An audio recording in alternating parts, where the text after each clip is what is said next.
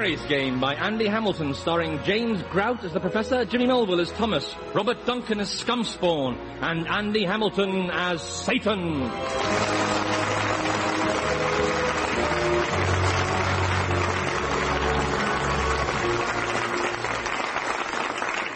OK, and final question. Why do you feel you are particularly well qualified to be my personal assistant? Well, Your Satanic Majesty, I'm hard-working, good sense of humour, but obviously most important of all, I am physically repulsive to mortals.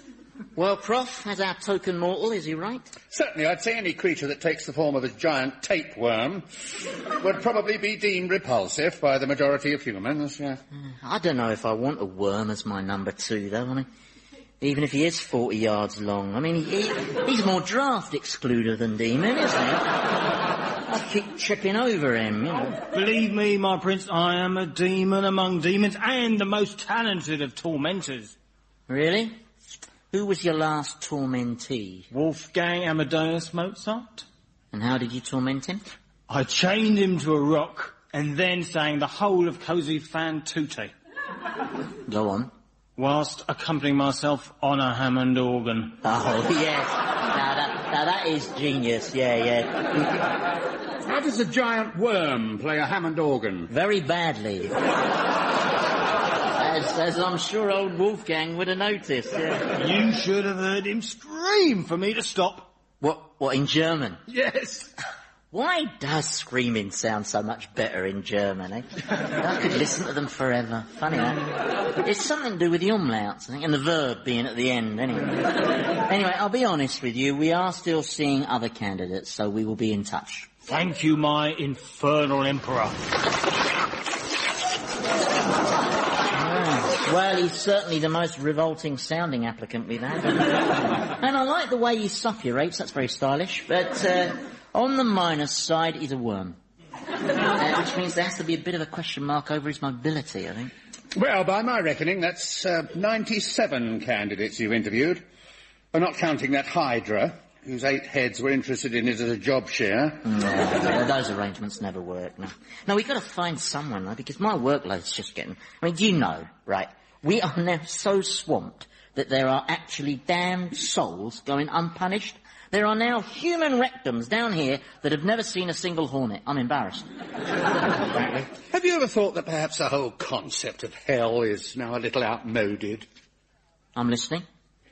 Well, the whole punishing thing, it's a bit antiquated and pointless, isn't it? And very inefficient. Think of all the resources you'd free up if you didn't bother with it. Oh, I see what you mean. Yes. So in future, the damned souls would arrive in hell and be greeted by assorted ghouls, demons and beasts of darkness, who would then give them counselling and group hugs. Is that what you mean? Well, that sort of thing, yeah. Nice try, Prof. But I wasn't born yesterday, OK? In fact, I don't think I was born. What about when you were an angel? No, I think he made us from kits. I'm not sure. I can't really remember. Anyway, look. Anyway, it's not the concept of hell that's the problem. It's you lot. You're too prolific. You're breathing faster, sinning faster, you're even dying faster. And you're forever inventing more and more ingenious ways of dying. I mean, first it was dynamite, then cigarettes, then it was feeding diseased sheep to cows, then flying with Aeroflot. Well, And have you heard the latest one? Go, get a load of this, right? In order to achieve the ultimate sexual experience, people have started strangling themselves. Just to try and make the earth move, and it does usually get shoveled on top of their coffin. All for one more orgasm. Well, I think that's rather sad. Sad? It's hilarious. Where's your sense of humour? I mean, there is every possibility that mankind will be the first species to masturbate itself into extinction. Now, you're not going to tell me that isn't funny. Oh, but the poor people who do that sort of thing... They're not poor people who do that sort of thing. They're rich, bored people. Oh, they're disturbed, presumably? Well, a few of them are disturbed. I mean, the rest are just found in the morning. All right, Scumspawn, we know you got a decent roar, but you're still not getting the job. But please, I am your most loyal of demons. I only exist to serve you, my prince. Yeah, well, you can best serve me by going off and finding any newly damned individuals who've not yet received their introductory scourging. 'Tis done, my liege. I shall make them drink dragon's bile. Yeah, well, try not to spill it, yeah? Last time it burnt right through your hoof. You shall hear their tormented wails. Tormented whales. Now, there's a thought. What? Oh, no, nothing. Hello. Listen. Well, is that the worm demon with Mozart? Well, it's not coming from an ice hockey match, is it? Come on, I know. Let's take the dog for a walk. Cerberus? Cerberus, here, boy. Walkies. Walkies. Yeah, all right. Hang on. What have you done with all your leads, boy? Come on.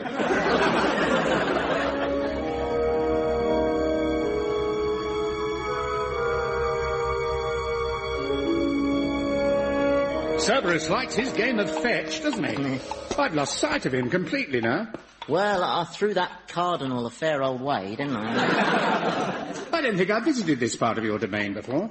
Oh, it's a new extension. Yeah, I've knocked through 12 pits to create a big open-plan abyss, or oblivion-themed suffering space, as the designer likes to call it. Well, it's very nice. Oh, it's not finished. No, they've got to come back and make good. I've been thinking, about our bet. Look at all these dirty mugs they've left. I don't know, the times I've told them, honestly. Our wager. That if I can change Thomas into a caring human being, then you'll let my wife stay with me here.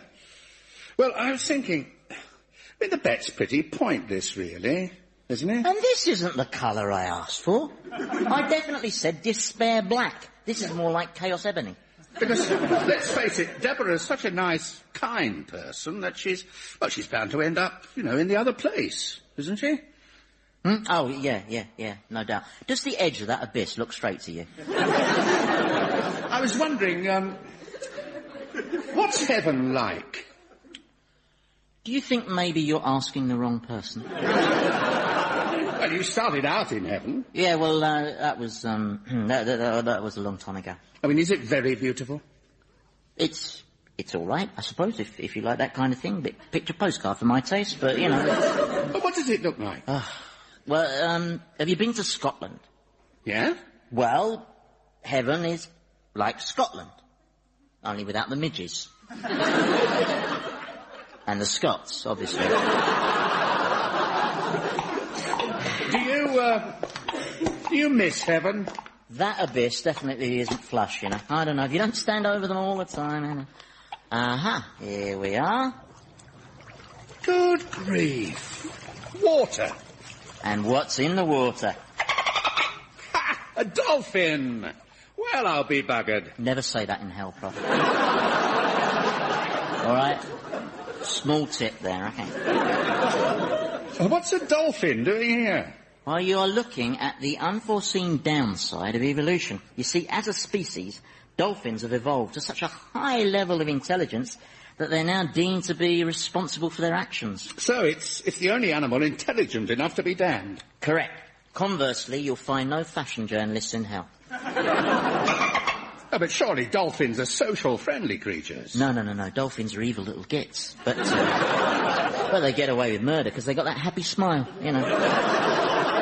And this one is the most evil of them all. Incredibly intelligent, a criminal genius, a Moriarty among marine mammals.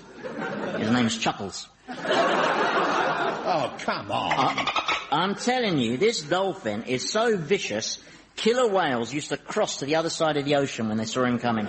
So why is he called Chuckles? Well, he's not. His real name is... Or... for short. He got given the name Chuckles when he was a performing dolphin. Oh, I see. Yeah, he starred in the remake of Flipper. Actually, he managed to drown 5 American child actors. Good God. Well, I said he was bright, didn't I? And I am considering Chuckles as my new assistant. Well, won't there be a bit of a communication problem? No, I understand everything he says. So, what was that? He's offering to smash your face in for a bucket of herrings. But as your assistant, wouldn't the dolphin have a bit of a mobility problem? He says he can walk for miles on that tail. How do you think he managed to rob all those banks? Hey? Oh, you're kidding. What's he saying now? Oh, he's telling me this very funny anecdote about the time he disconnected Jacques Cousteau's air tanks. Yes, well, while you get to know your new chum, I think I'd better find Thomas and crack on with his moral education. I've got to win that bet. Yeah, in your dreams, mortal. Oh, don't ask, Chuckles. It's a long story.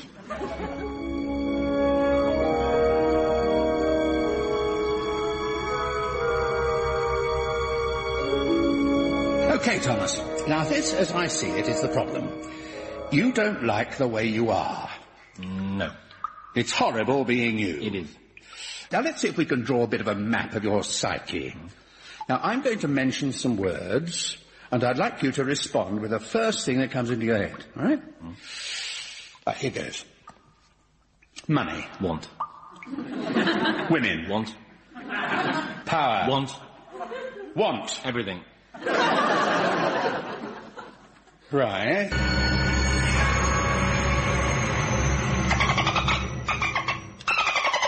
Humans are so big on self-pity, aren't they, eh? Do you know, Hitler still maintains that he was just overcompensating for having his testicles laughed at in the shower. Yeah, you know, well, I thought it was just propaganda, but I've seen him naked and the song was right. Yeah. I don't think the bit about the Albert Hall was true. I think they were just looking for a rhyme, you know.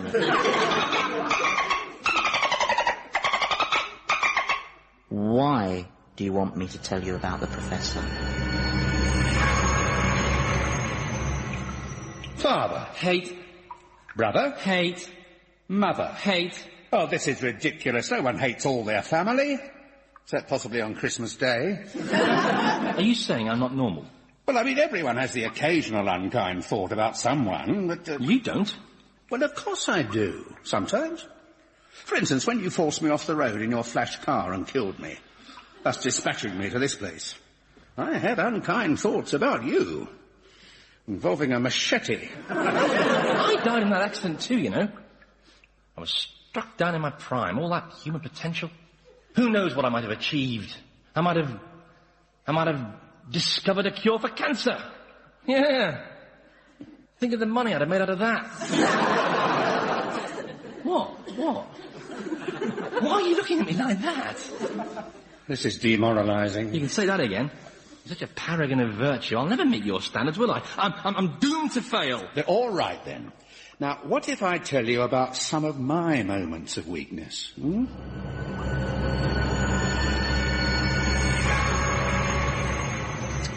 The thing is, Chuckles, the Professor is kind and selfless, serene. He's completely undermined my faith in human nature. Well, exactly. I have actually placed it on record that the Professor's in the wrong afterlife. Yeah. No, I raised it with the Almighty himself, but you know what God's like. He'll never admit a mistake. No.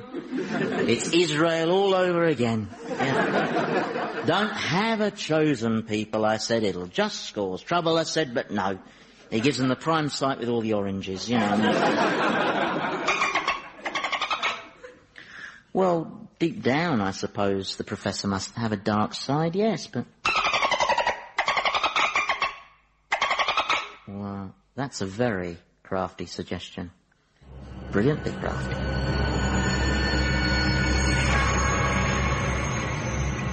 It was 1979, and me and a colleague, Dickie Freestone, were doing some joint research into particle wave theory. Oh, right, so you were hairdressers. Particle wave theory is physics. Oh, right, got you. Sorry. It's an area of science that attempts to tackle key questions about the very essence of the universe. It is nothing to do with hairdressing. Okay. Anyway, over a period of years, we came up with this complex theoretical equation. And then we set up experiments to test the equation. And, well, it worked. We were jubilant. Dickie got some champagne and we drank into the night. Only I think Dickie must have drugged the champagne because I woke up 48 hours later and lo and behold, Dickie had published our equation. He'd systematically removed all record of my work on the project. They even named the bloody equation after him. I mean, can you believe that? I mean, that equation should be hyphenated. I mean, what he did to me was the most immoral. I mean, you know, when you look at all the planning and the ruthless execution of it, I mean, it's absolutely disgraceful. No, I know it's disgraceful. That's what I should be thinking, isn't it? Yes, you should. So when you realised how he'd stitched you up, what did you do? Well, I tried to prove my stake in the work. But it was no use. I mean, he'd destroyed my notes. He'd covered his tracks perfectly. And frankly, I wanted to kill him. For a while, I fantasized hourly about having my hands around his scrawny throat and then squeezing all the air out of him. Oh, yeah. Slowly till he goes limp and cold, and then slinging him in the boot of your car and driving to a chalk pit and dumping the body and then getting your secretary to say you were with her all the time. What? Why are you looking at me like that? I just picked that example at random. I saw it on Inspector Morse. Anyway, I went on wishing him dead for a bit. Well, 6 years, actually. And then I realised that it was stopping me from getting on with the rest of my life. So I chose to forget. Just buried the pain and the hate. The best thing I ever did. Right, so what happened to him? Oh, he became very rich and very famous. But he won't have had peace of mind. So I came out of it all a lot better than him in the end. No, I'm sorry, you've lost me. You've lost me somewhere now. Look, can we go back and start again? Well, all you need to know is that I have experienced hatred. But, and it's an important but, I made myself a vow that I will never be a prisoner of the past. I will Never, ever give in to hatred again. That's what he said. Not even if Dickie Freestone was standing here before me. Very good, Scumspawn. An excellent piece of spying there, and well done, Chuckles, for suggesting it, yeah. What would you like as a reward? Scumspawn? Yes? Who's Sharon Davis?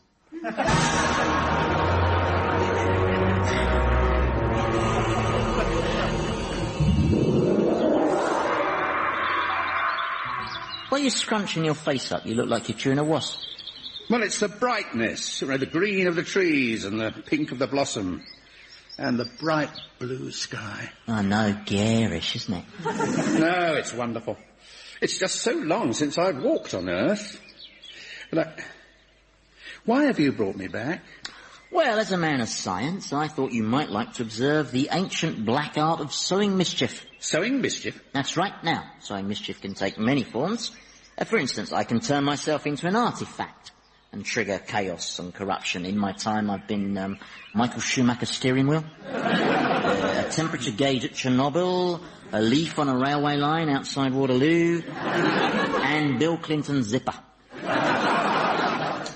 53 times. I got tired of that. Too many friction burns. Now, the other tried and trusted method of diabolic mischief-making, of course, is possession. What, taking possession of people? Mm-hmm. I thought that was a lot of medieval mumbo-jumbo. Well, it is true that in medieval times I did tend to get the blame for everything. I mean, if some nuns went a bit doolally, it was immediately assumed that I'd somehow got inside them. And you hadn't? No. The Pope had, usually, yeah. Especially Innocent III, he was a 40-a-day man, but... here we are. A nice, leafy Surrey street. My favourite. Now... Hang on. I know this place. This is my street. Oh, is it? What a coincidence. And that's my house over there.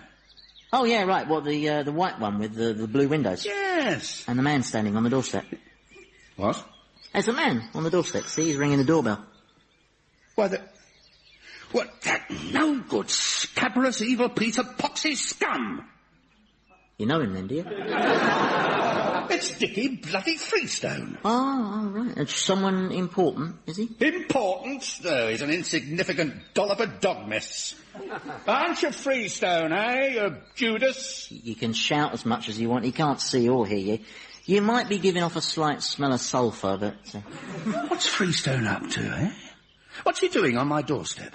Well, there's probably some perfectly innocent explanation for his being on your doorstep. Holding a bunch of flowers. I tell you, the moment Deborah opens that door, she'll probably smack him in the mouth. You see if she doesn't. Yeah. She hates him as much as I do. Oh, right. Oh, well, this will be worth watching then, yeah. Oh, she's opening the door. Got a nice smile, hasn't she? Yes. She seems pleased with the flowers. Oh, they're going inside. We can materialise inside the house, see what's going on. No, I don't want to. Come on, I'm sure it's harmless. There'll almost certainly be no rumpy-pumpy or anything. Come on. You'd like to see her, wouldn't you? Yes, but not with him. I see. She's changed. Well, that's people for you. I mean, she looks different. I mean, her hair and... Well, maybe, but underneath, she's still your Deborah, isn't she, eh? And if you win the bet about Thomas, I mean, she's the one you'll spend eternity with, won't you, eh? I mean, that'll be nice, won't it? Can we go back now? Please. I've seen more than enough. Yeah. Yeah. Me too.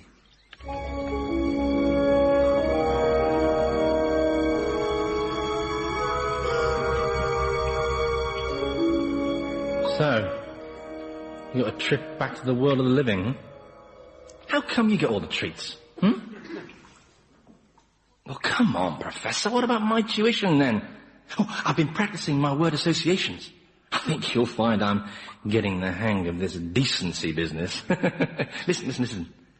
Mother, cuddle. See? Not that I ever let her cuddle me, of course. She was far too common. What is the matter with you? Why is your face so grey? It's my own fault. I put her up on a pedestal. Who are we talking about? My wife.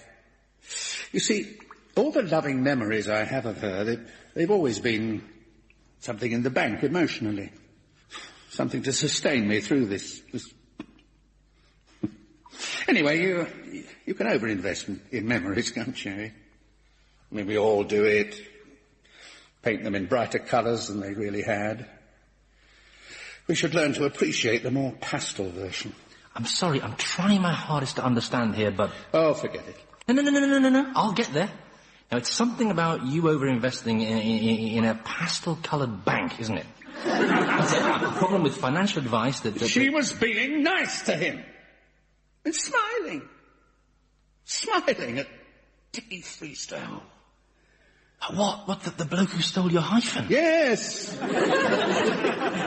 He was at my house, and she was smiling. That Dickie Freestone, and it hurts. I'm sorry. What? What? You just said you were sorry. Did I? Good grief. Did you say it because you thought that was what was expected? No, it just sort of came out. That's a breakthrough. You displayed a moment's sympathy for another human being. It's a definite breakthrough. You're right. I did. I showed sympathy and real sensitivity about your wife being porked by some other bloke. Oh. Why are you looking at me like that?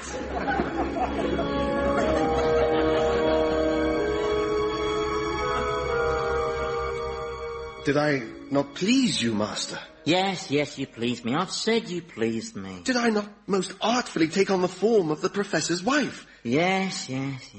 What did you do with the real one? Oh, nothing. She was out doing her big shop at Asda. What was I not like her? Her smile, her gestures. Yes, you got her hair wrong, though. I know. I always have trouble with the hair. Do you remember that time you sent me to torment John F. Kennedy? Oh, yes, the bald Marilyn Monroe. Still, you gave him a pig of a fright. I'll get the hair right next time, my prince. Next time you send me to walk among men and pose as a mortal. Next time you hatch a plan as brilliantly cunning as that one. Sending Dickie Freestone that invitation to visit was a masterstroke. Yes, actually, it was Chuckles who hatched the entire plan, wasn't it, Chuckles? You're right, we did get to see the Professor's dark side, yes. And we broke his spirit, yes. Does this mean you'll be appointing Chuckles to the vacancy? Well, let's face it, Scumspawn. Chuckles is easily clever enough to be my assistant. In fact, he's too clever. You heard me. Yeah, I can't have someone who's craftier than me as my number 2. It's just too dangerous. Now. There's no need for all that abuse. Yeah. And what is a mackerel shagger, anyway? No, I'm sorry, Chuckles, but you've got to go, mate.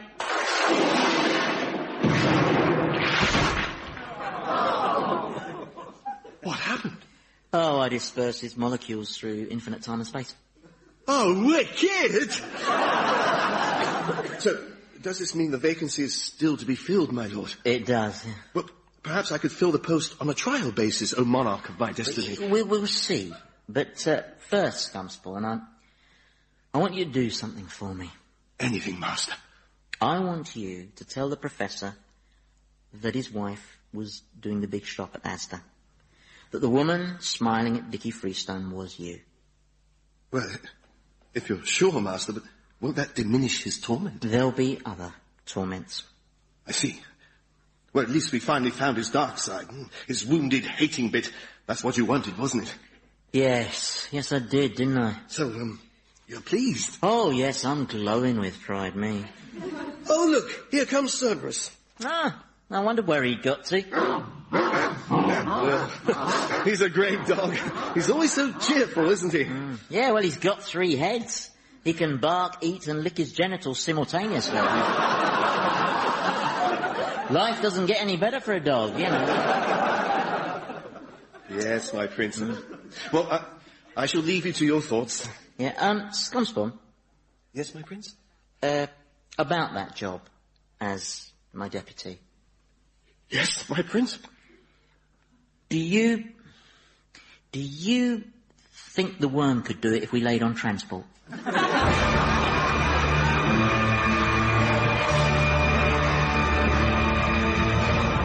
Old Harry's game featured Andy Hamilton as Satan, James Crowd as the Professor, Jimmy Melville as Thomas, Robert Duncan as Scumspawn, and Philip Pope as the Demon. The programme was written by Andy Hamilton and produced by Paul Mayhew Archer.